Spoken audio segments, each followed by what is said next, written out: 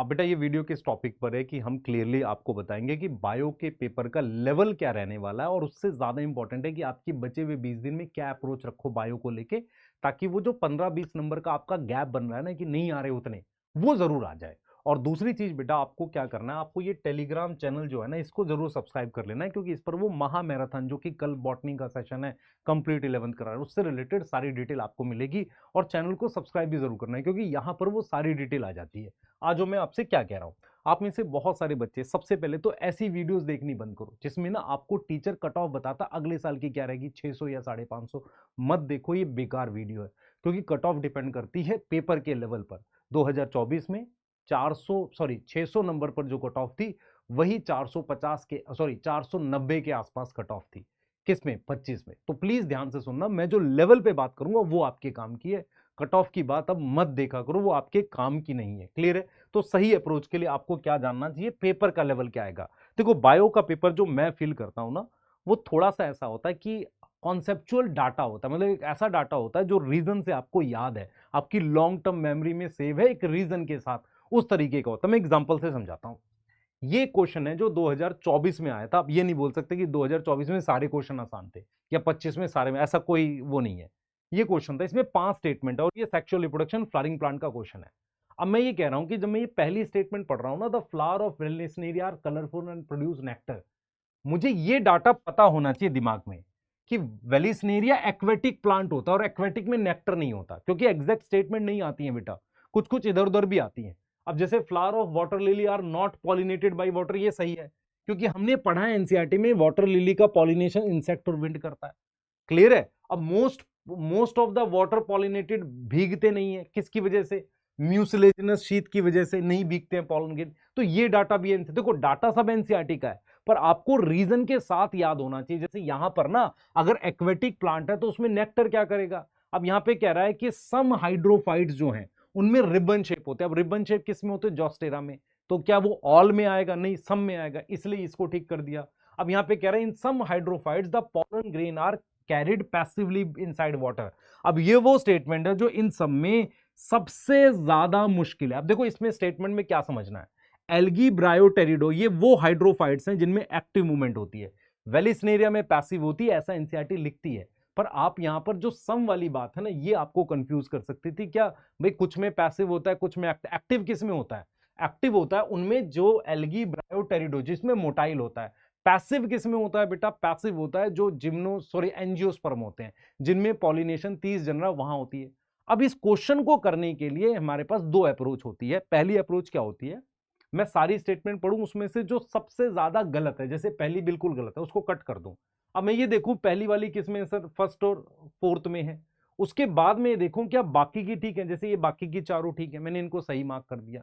इस अप्रोच से किया जाता है क्वेश्चन। और देखो आपको समझना पड़ेगा, हर क्वेश्चन के पीछे आपकी लॉन्ग टर्म मेमोरी में कोई डाटा बैठा होता है। जैसे मान लो ये वाला क्वेश्चन है, अब यहां वाले क्वेश्चन में क्या बोला हुआ है कि एक ऐसा स्ट्रक्चर बताओ जो रूट बनाएगा। तो सर जी वो तो रेडिकल होता है ना क्वेश्चन को पढ़ के, अब इसमें रेडिकल आइडेंटिफाई करना था। अब ये डायग्राम आसानी से कंफ्यूज कर सकता था, क्योंकि डी को रेडिकल लिख सकते थे या सी को लिख सकते थे। जिस बच्चे ने डायग्राम को थोड़ा सा भी पढ़ा है कॉन्सेप्चुअली, तो उसको पता होगा कि पहले रेडिकल आता है, उसके बाहर कोलियोरीजा आता है। तो ये जो डी है ये कोलियोरीजा है। क्लियर है? तो ये जिस बच्चे का पेपर है उसने गलत किया, ठीक है, तो मेरे पास सी आ जाएगा इसका आंसर। तो मैं बस आपको ये समझाने की कोशिश कर रहा हूं, पेपर आसान आता है, आपके दिमाग में वो कॉन्सेप्ट क्लिक करना चाहिए। वो बातें बिल्कुल गलत नहीं, यहां पे सारी लाइनें एनसीईआरटी की एग्जैक्ट नहीं उठ रखी हैं, आपको कॉन्सेप्चुअली चीजें याद रहनी चाहिए। इसीलिए हम बार बार रिवाइज करते हैं चीजों को कि ये रिवाइज करो, ये रिवाइज करो। उन्हीं लाइनों को बार बार रिवाइज करते हैं, पर कॉन्सेप्चुअली रिवाइज करते हैं। ट्रिक्स वगैरह डाटा वगैरह रटने से नहीं होगा, मैं बिल्कुल क्लियर हूं। आपको और क्वेश्चन दिखाता हूं, आपको कैसे देखना है, ये वाला देखो जरा। अब देखो बुली फॉर्म सेल का क्वेश्चन है।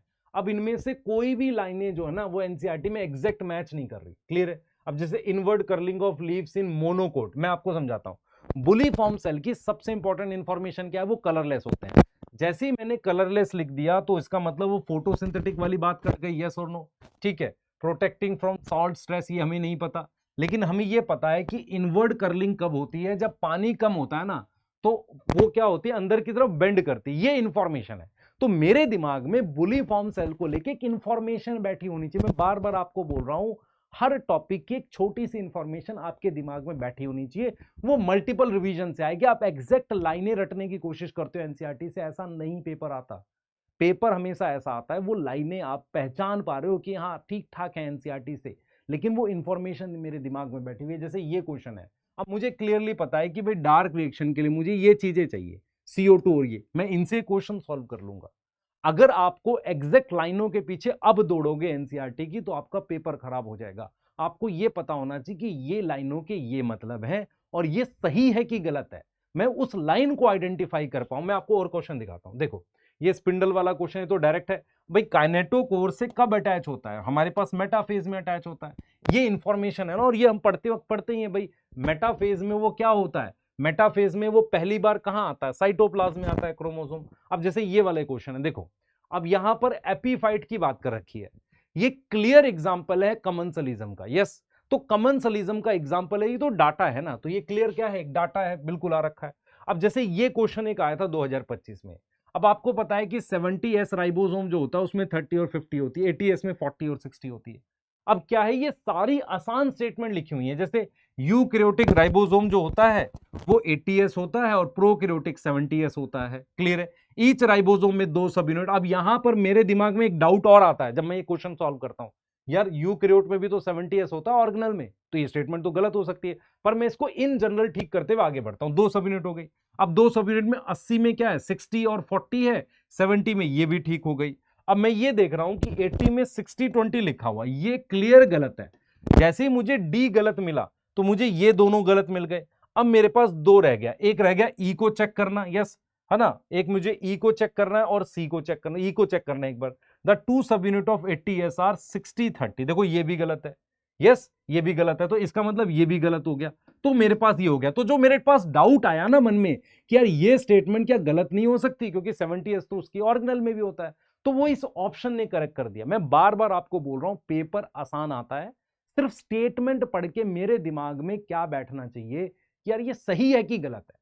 और वो कैसे आता है? जब आप मल्टीपल टाइम वही कॉन्सेप्ट रिवाइज करते रहते हो। जैसे हम लोग कल जो माह में रहता ना, उसमें भी यही काम करने वाले हैं, चीजों को मल्टीपल टाइम रिवाइज करते चले जाएंगे।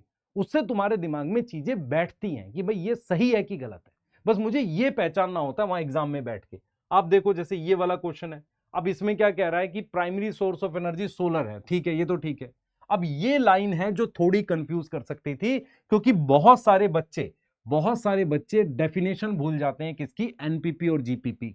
इसका मतलब एनसीईआरटी में कुछ ऐसे छोटे पॉइंट्स हैं जिन्हें आप भूल जाते हो, उनको अलग से दिया जा सकता है। भाई ये तू भूल जाएगा, है ना, इसको लास्ट में रिवाइज कर लियो, ये तू भूल जाएगा। तो ये वो पॉइंट है जहां पर तू कंफ्यूज हो सकता था। और एक और चीज, सबसे मुश्किल क्वेश्चन यही होते हैं जिसमें स्टेटमेंट 1 और 2 के दे रखे हो, क्योंकि इसमें जब तक आपको दोनों स्टेटमेंट नहीं आएगी क्वेश्चन नहीं बनेगा।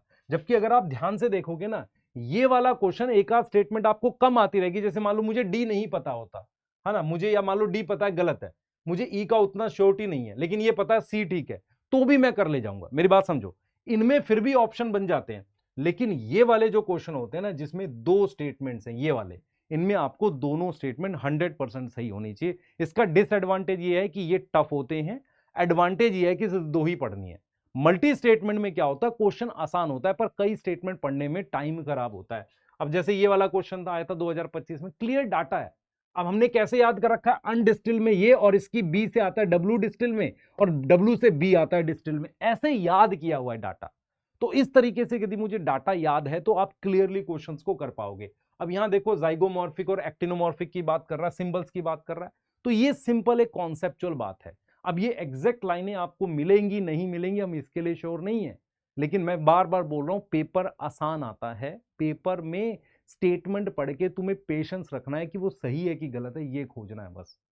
आप में से बहुत सारे बच्चे अभी परेशान हैं कि मैं एनसीईआरटी की सारी लाइनें रट दूं, मैं ये कर दूं वो कर दूं, कोई कहीं से कोई ट्रिक दे रहा है आपको, कहीं से कोई कुछ दे रहा, आप परेशान हो। एनसीईआरटी पढ़ने के बाद आपके दिमाग में सही बैठ रहा है, सही है गलत है, वहां ट्रिक्स काम नहीं आने की मैं बता रहा हूं आपको, बार बार मैं बोल रहा हूं आपको, ये बातें ध्यान रखना। तो मेरी ऑब्जर्वेशन ये है बेटा कि 50% जो क्वेश्चन होते हैं वो लगभग सिंगल करेक्ट होते हैं, आसानी से आप कर पाते हो। डाटा होता है, क्लियर डाटा होता है। जैसे मान लो ये क्रोमोसोम देखो, ये भी क्लियर डाटा है ना, ये भी देखो ये क्लियर डाटा है कि भाई कौन से क्रोमोसोम में हाईएस्ट नंबर ऑफ जीन है, स्ट्रेप्टोकाइनेज, ये क्लियर डाटा है। तो बहुत सारा क्वेश्चन 50% के आसपास क्लियर डाटा होता है। उसके अलावा मैच द फॉलोइंग होते हैं, जहां पर कम से कम आपको 2 ऑप्शन आने चाहिए।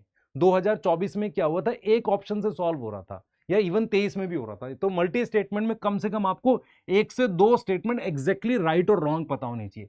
सबसे ज्यादा मुश्किल होते हैं 2 स्टेटमेंट वाले या असर्शन रीजन में, जब ऑप्शन 1 और 2 में आप फंसोगे, ठीक है। तो पेपर लेंदी आएगा पर आसान आएगा, पैनिक मत करो उल्टी सीधी जगह से, क्योंकि बहुत सारी ऑफलाइन कोचिंग आपको फंसा रही है।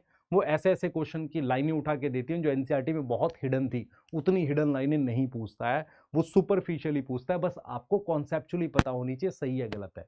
जो मैंने आपको एनपीपी वाला दिखाया ना, वो क्लियर डेफिनेशन है, ऐसा नहीं कि इज एमआर की चीजें पूछेगा। क्लियर है? कितने लोगों को मेरी बात समझ में आ गई? ठीक है, कमेंट में बताना अगर आप एग्री हो इस चीज को, और कल मिलते हैं सेशन में। मिलते हैं बेटा, बाय।